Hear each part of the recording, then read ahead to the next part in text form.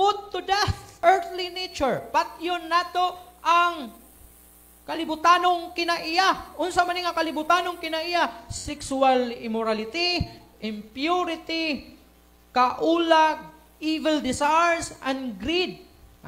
Yawanong tinguha ug ang pagkahakog, which is idolatry. Likay kining kasuko, intention or desire to do evil. Slander, mga pamalikas, unfilthy language from your lips.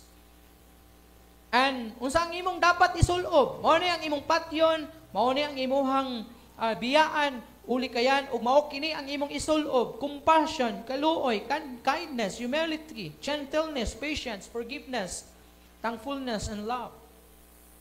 So mao kini ang dapat natong kinabuhi diri sa kalibutan while nagapakabuhi kita nining kalibutan because we are citizens of heaven.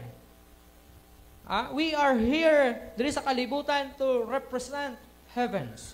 So mao na ato ang ikinabuhi kung unsang kinabuhi dito sa langit. Although wala pa man tad nakaadto og langit, pero gitudloan kita kung paano o unsaon nato pag kinabuhi ingon nga langit nun. According pa kay Rick Warren, ingon ni Rick Warren, when we adopt the values, priorities, lifestyle of the world around us, when we flirt with the temptations of this world, God calls it spiritual adultery. Kung sa ingon ni Rick Warren, kung ato daw i-adapt ang pamatasan, ang priorities, ang lifestyle, nining kalibutan nga nagatuyok nga ni kanato, and we flirt with temptation. Kung yung tag-flirt, unsa man na? Murag atong ginadani ba? We flirt to the temptation of this world. God calls it spiritual adultery. Why? Nga gitawag kinig spiritual adultery? Because we are cheating God. Kung minyo ka, and then nag-cheat ka sa imuhang husband or sa imuhang wife nimo, unsi tawag ana? Di ba adultery ang patawag ana? Ganong gitawag man na siya sexually immoralidad or immorality or marriage immorality. Unsi tawag ana?